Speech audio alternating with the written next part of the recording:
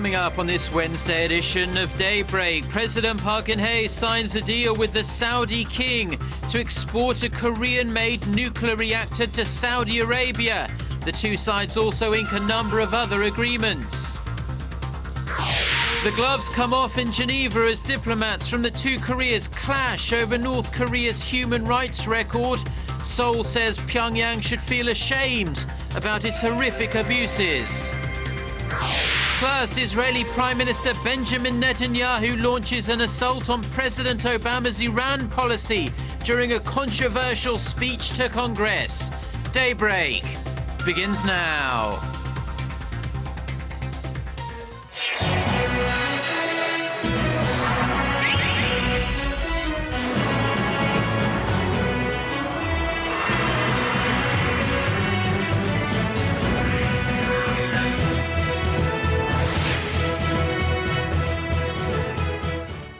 Hello and thanks for joining us. To our viewers around the world, it's 6 a.m. on Wednesday, March 4th here in Seoul. I'm Mark Broome and you're tuned in to Daybreak. We start with President Park Geun-hye's Middle East tour. After a productive visit to Kuwait, the president is currently in Saudi Arabia, where she signed a number of agreements to expand their economic cooperation in the areas of nuclear energy, creative economy and healthcare. Our Chae Sun files this report from Riyadh. Even though it's the biggest supplier of oil to Korea, Saudi Arabia is seeking new non-oil energy sources for its rising domestic power demand. Riyadh plans to build a dozen or more nuclear reactors that can generate 18 gigawatts of electricity by 2040. At Tuesday's summit between President Park Geun-hye and King Salman, Seoul and Riyadh signed a deal to jointly invest into studying the prospect of building at least two of Korea's small 100,000 kilowatt nuclear reactors in Saudi Arabia. When the reactor construction is finalized after 2018, Korea expects a $2 billion order and the world's first export of a small to mid-sized nuclear reactor. Nicknamed SMART for its name System Integrated Modular Advanced Reactor, the multifunctional reactor is about 1/10 the size of the more common type of reactor and can be used to generate electricity and desalinate seawater. President Park anticipated entering the global market with Saudi Arabia after constructing the reactors in the Arab country, then exporting them together to a third country. Korea also signed an agreement to share policies related to President Park's creative economy model in the form of innovation-based startups and centers to support them. Korea's SK Telecom, which runs one of the government's innovation centers, separately sealed a deal with a Saudi telecommunications company to export the conglomerate government startup institute cooperative model to the Arab nation. Korean healthcare firms will also participate in a Saudi pharmaceutical complex project, and a hospital plans to share its medical technology with a Saudi cancer center. Chae Sun, Arirang News, Riyadh. Now back here in Korea, and the nation's two main rival parties have passed a comprehensive anti-corruption bill aimed at stopping public officials taking gifts or money in return for influence or favors. It's hoped the new law will help create a more transparent society. Our Ji Myung-gil reports. The ruling and opposition parties put the finishing touches on Korea's first ever anti-corruption bill before passing it through a vote in the National Assembly. The passage of this anti-corruption bill will act as a cornerstone in making our society more transparent. Korea cannot become an advanced country if it keeps its rank as the 46th most corrupt country in the world. The law stipulates that public figures with influence like government officials, lawmakers, reporters, and the faculty of public and private schools who receive $900 or more in cash can be jailed for up to 3 years or fined by up to 5 times the bribe's value. But if the official reports a bribery attempt, they'll be exempt from punishment. The newly enacted law will have a 1.5-year grace period before taking effect, so the government has time to check whether the law may unfairly affect individuals. Pundits worry that the details of the law may be unconstitutional or may infringe on an individual's freedom and possibly destroy their family relationships. Public officials can also face punishment if their spouses receive money and don't report it to authorities. Critics say the law may even restrict social gatherings, such as golf rounds, dinners, and drinks at bars, which in the long run could shrink the domestic economy. The government expects some 3 million people will be subject to the new law and will serve to enhance public transparency. Kim Young-gil, Arirang News. Now, the presidential office of Cheongwade was among those welcoming the passage of this anti-corruption bill. It says it respects the decision made by the ruling and opposition parties and that it hopes the new law will become the stepping stone to rooting out corruption in the country. The top office also vowed follow-up measures to help support the new law. As was widely expected, the two Koreas clashed on Tuesday over North Korea's human rights record during a major meeting in Geneva. In his keynote speech to the UN Human Rights Council, North Korea's Foreign Minister Lee Soo-young said a previous UN panel report detailing human rights abuses in his country was based on false testimonies by defectors. He said the report and all of its findings should be expunged immediately. The North Korean official also slammed the UN human rights body for a perceived lack of fairness. Now, South Korea's Vice Foreign Minister Jo Tae-yeol fired back, demanding North Korea improve its, quote, horrific human rights conditions. Jo said he felt pity that the North Korean official had to stoop to the level of defending his country's atrocious human rights record, despite him knowing full well the extent of the abuses there. And North Korea's top diplomat also claims his country has no choice but to bolster its nuclear capabilities due to the threats posed to its national security by the United States. Addressing the UN Conference on Disarmament in Geneva on Tuesday, North Korea's Foreign Minister Lee Soo-young slammed the annual South Korea-US joint military drills that started this week, calling them a provocation. He said there's a high possibility the exercises could spark a war and warned that the North is capable of preemptive strikes if necessary.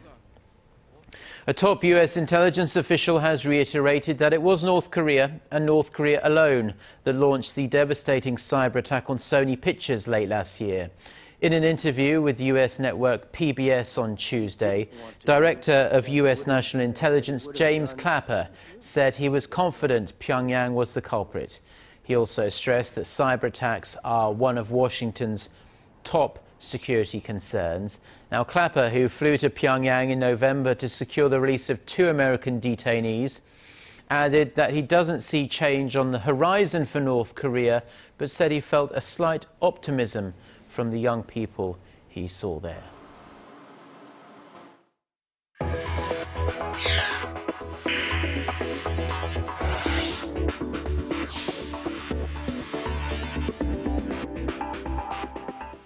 Now, China's leadership is gathered in Beijing for its biggest meetings of the year, and the main focus of these political gatherings in China is how the country's elite plan to tackle China's slowing economic growth. In the first of a 3-part series on China's economy and its impact on Korean exports, our Kim Min-ji looks at the reasons behind the slowdown and what's being done to turn it around.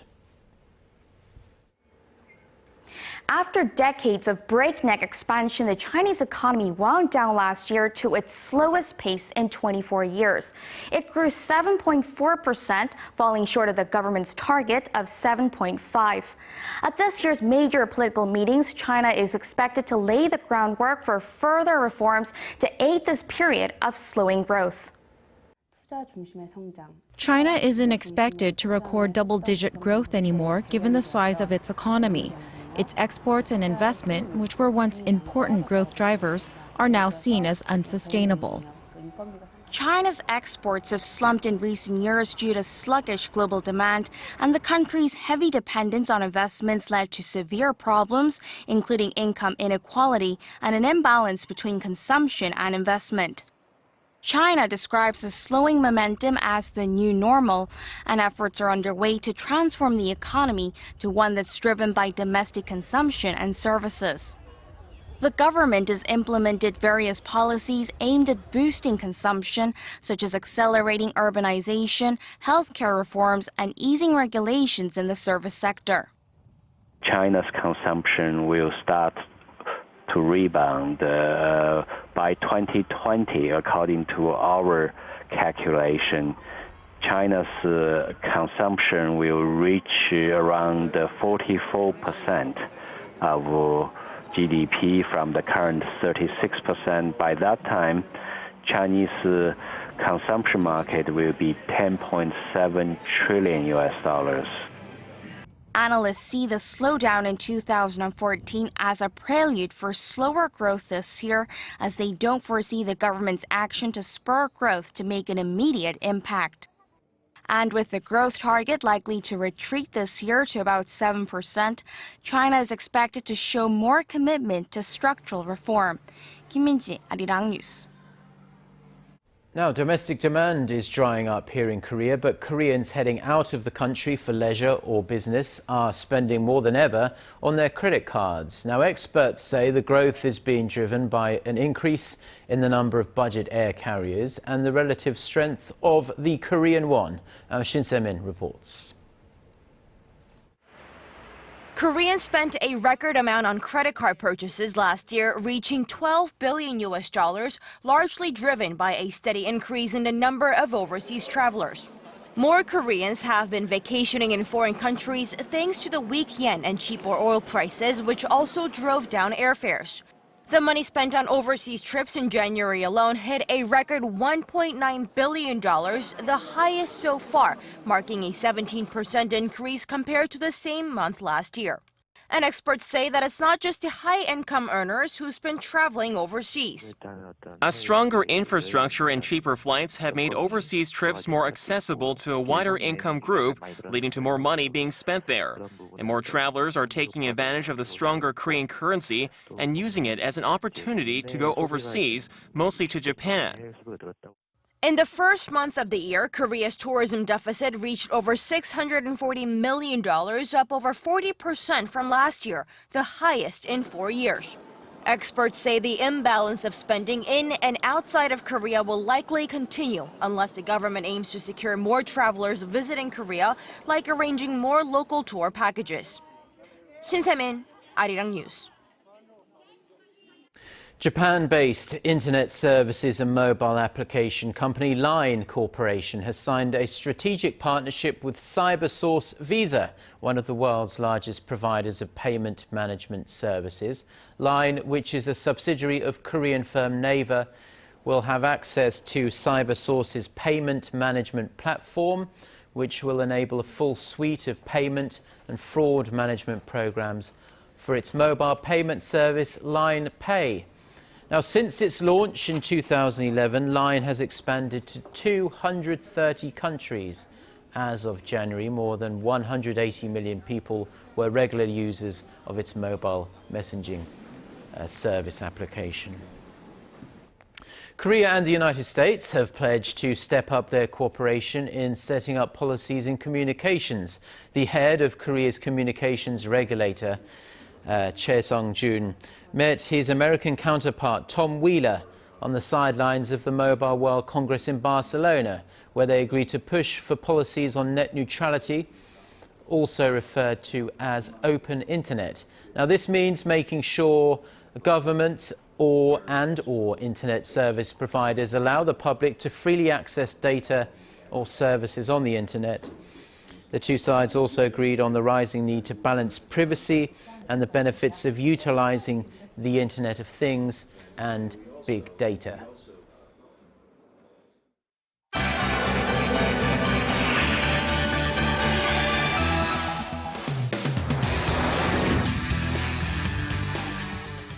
Time now for a look through the global headlines we're following this Wednesday morning from Seoul. For that, we turn to Eunice Kim, standing by at the news center.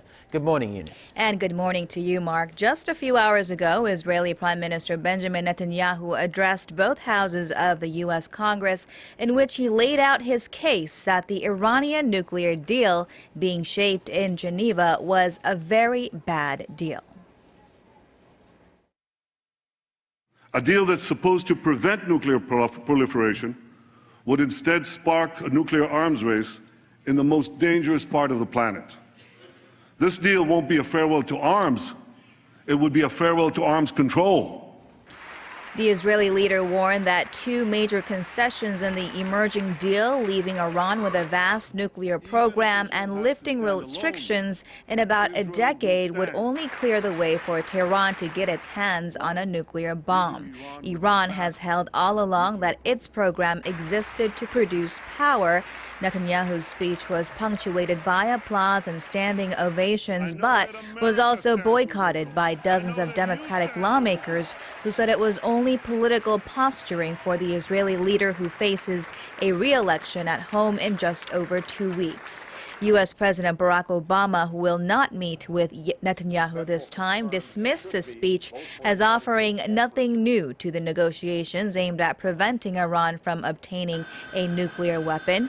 Negotiations, meanwhile, are playing out in public. Iran's Fars news agency reported Tehran's rejection of Obama's demand that it freezes sensitive nuclear activities for at least a decade, calling it unacceptable. Iraq's military push to reclaim the strategic city of Tikrit continues for a second day. Officials report a slowed operation due to roadside bombs planted by the Islamic State group, which has controlled the city since June of last year. Iraq's Central Command Center said the most intense fighting is taking place in a town south of central Tikrit called Al-Dur, where IS militants are digging in with explosive-filled barrels and landmines. Some 250 families were evacuated on the outskirts of the mostly Sunni city, as 10 soldiers and allied fighters were reported killed so far. To Russia now, the body of the slain opposition leader Boris Nemtsov has been laid to rest, with thousands of his supporters paying their final respects. The 55-year-old's shocking murder has sent shockwaves across Russia, prompting condemnation at home and abroad. Speaking at his funeral on Tuesday, many of Nemtsov's former colleagues said he was a victim of controversy. He explained he discovered the problems, gave arguments, and a lot of people didn't like him. He became an enemy because he spoke the truth, but many people don't want the truth. Who could have imagined just 3 days ago, in Moscow in 2015, an opposition leader having been killed ostentatiously? He was shot down in the center of Moscow. Nemtsov was shot 4 times in the back as he walked within sight of the Kremlin walls. In an interview just weeks before his assassination, the fierce critic of President Putin said he feared for his life. Russian investigators say they are still tracking down his killers. And finally, the annual International Motor Show in Geneva kicks off this week, but it's already being overshadowed by rumors of a new player planning to take the auto industry by storm. And it's not even a car company by traditional standards. Our Paul Yee gives us a rundown on the latest motor trends set for display.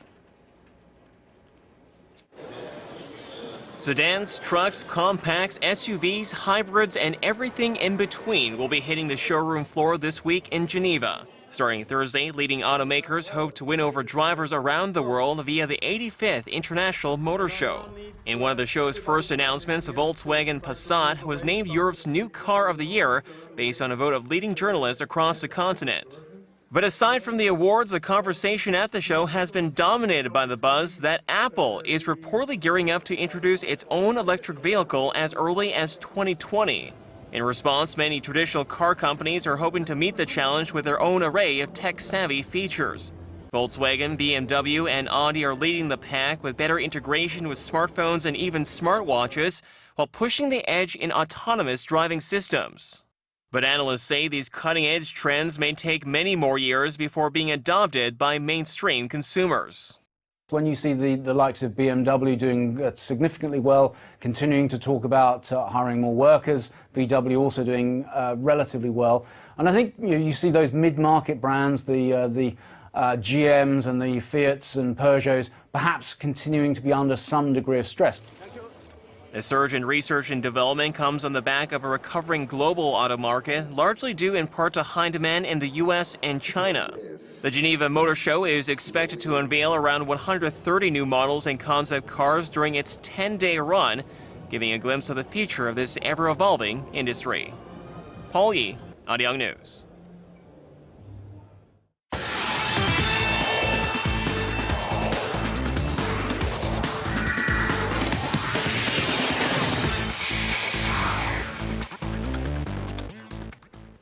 And a good Wednesday morning to you all as we kick things off with the 2018 Pyeongchang Paralympics this time, as the Pyeongchang Organizing Committee for the 2018 Olympic and Paralympic Winter Games announced on Tuesday that they've created what they're calling the Accessibility Manual.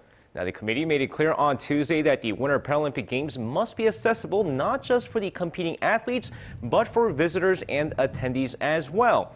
And by utilizing both the accessibility guide made by the International Paralympic Committee and relevant Korean legislation, they will make sure that the event will have maximum accessibility and convenience.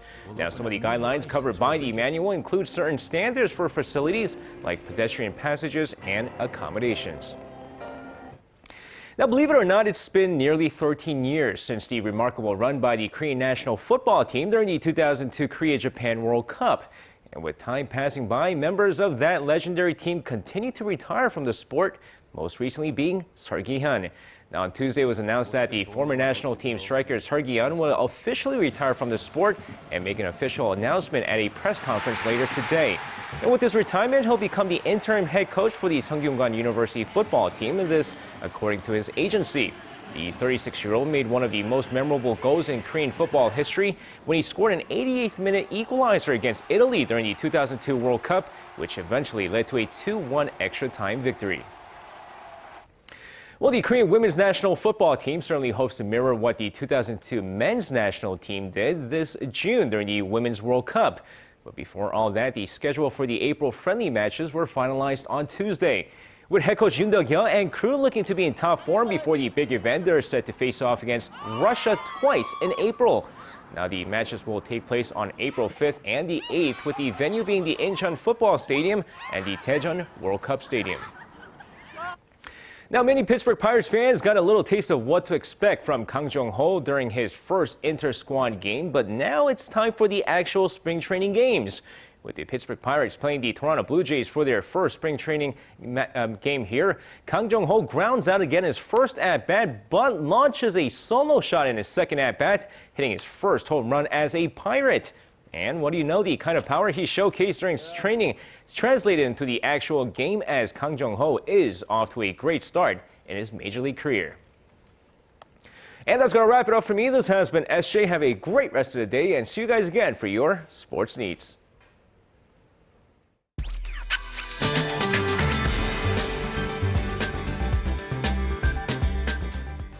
Well, I hope the wind didn't keep you awake overnight. Windows were shaking in the strong winds. In fact, a strong wind advisory has been issued along the coastal lines, including Incheon, and it's dragging down the sensory temperatures quite a bit. Also, brief cold snap before the spring is here again. Upper province is waking up to low of near -5, but due to that strong gusty winds, it feels like -10 this morning. So be sure to dress warmly before heading out, and afternoon highs will also be 4 to 5 degrees lower than yesterday across the nation.